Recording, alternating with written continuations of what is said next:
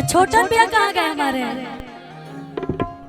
और अनुपमा दी का आगमन हुआ है आप सबके बीच। एक बार जोरदार ताली बजा दीजिए। मैं बताऊं कि अनुपमा जादव जी का शानदार एंट्री हो गया। एक बार हल्ला करके ताली बजाइए उस बिटिया रानी के लिए जिन्होंने गीत संगीत के मद्देनजर रखते हुए अपने अभिभावक गार्जियन परम आदरणीय आर पंकज जी को यानी अपने भतीजे को गोद में लेकर के आते सम्मान बढ़ाने का काम किया है। और मैं तमाम कलाकार की तरफ से मैं दिल से आभार प्रकट करना चाहता हूं अनुपमा जादव जी को। अनुपमा जादव के लिए एक बार प्यारा सा ताली बजा लीजिए आप लोग।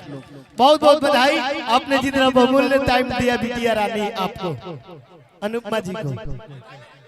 खुशी का कर जी अपना गीत को पूरा करें। छोटू छलिया जी हैं, अंतिम गीत होगा। कि चश्मा लगा के हैंडसम लगा तारा साउथ वाला हीरो से न कम लगा तारा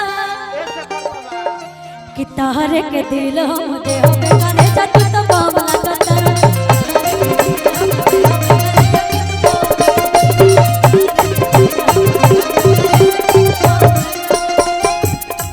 और एक लाइन दीदी आज बड़ी सुंदर लग रही है आपके लिए कि जब घर से तू बाहर ही जाइए है जाना जरूर काला बिंदी लगे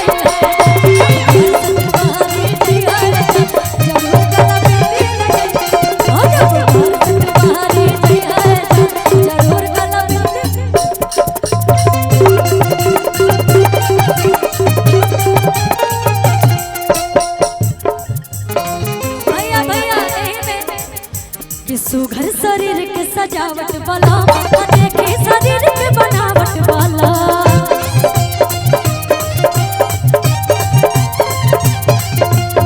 वाला प्यार बट सोरायना राती बनाई के मिलावट वाला।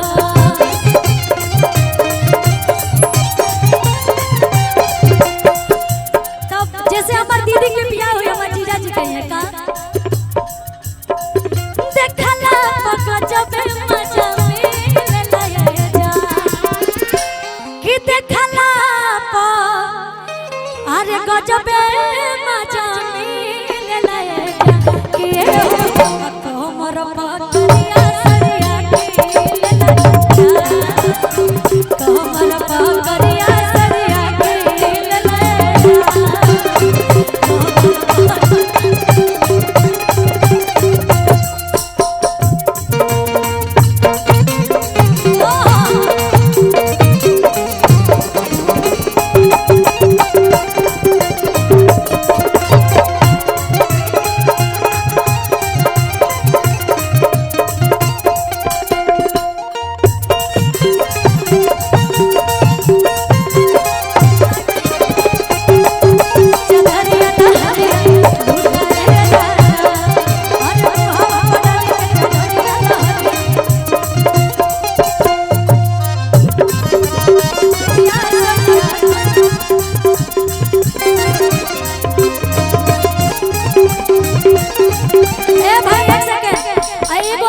जोन गीत हमरा बहुत अच्छा लगला दीदी। हेलो जेकर म्यूजिक डायरेक्टर सर 1 मिनट भैया 1 मिनट कि एको से दूर हेलो दिन भर तो जो रही रहेगा जे बाऊ करे के देखे रहे अन पीछे हट गए।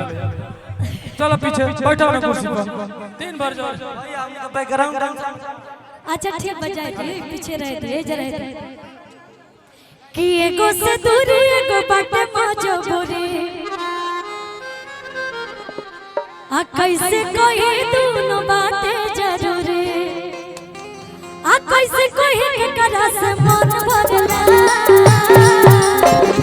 और आपने जो उसने बोला ए हो कि पिया धरला जिया धरला यार धरला कर धरला पिया धरला जिया धरला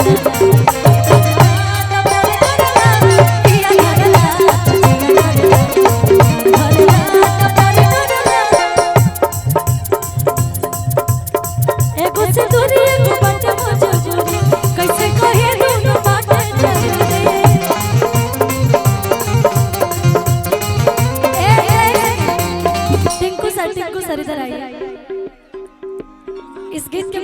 करो, बहुत सारे गीत मेरा भी जो सर बनाया है बहुत बहुत अच्छा गीत है कि कैसे कहीं के करा से मन भरला। इनका इतना गोलू, इनका इतना एहसान है ना मेरे ऊपर कि हम कह नहीं सकते हैं। और ये गाना किसी और के लिए था, मगर ये गाना जबरदस्ती मुझे दिया गया था कि नहीं आप गाओ। कि पिया धरला तजिया डरला, अरे अरे धरला तो प्यार करला, पिया धरला पिया धरला तजिया डरला,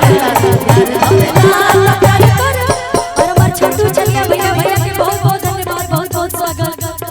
छोटू चलिया भैया हमने के अभी कंगन पाए हैं।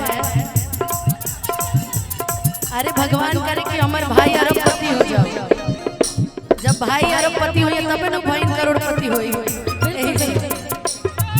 और हमारे पंकज भी आपका सम्मान करते हुए बहुत बहुत धन्यवाद। अपने जीवन में इतना व्यस्त टाइम के बाद भी वादे के मुताबिक अनुपमा जी आई है। ये तो बहन है हमारी, दोनों बहन, और भरोसा रहे हमें जरूर कि कह दे बड़ी की आई। ऐसे माइक में कहो ले रहे कि यूट्यूब पर चढ़ जाएंगे चाहिए, जो कह देती है करते हैं। मेरे तरफ से स्वागत है आपका।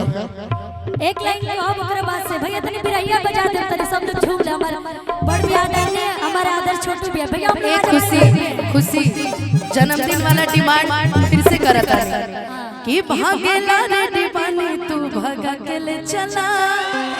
और ये हम अपने सजनवा से भी कह सकीला कि हमारा जब पटना पटा के ले चला। ए जानता हर धीरे धीरे याद बढ़ जाता, आई को बोल तो से अब दूर न रह जाता।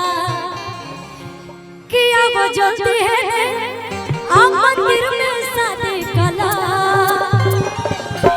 तनी भैया दुगुने में बाजी कि भागेला रे दीवानी तू भागा के ले चला, आया वाला चपटा ना पटा के ले चला। भागेला रे दीवानी तू भागा के ले चला, ओ भागेला रे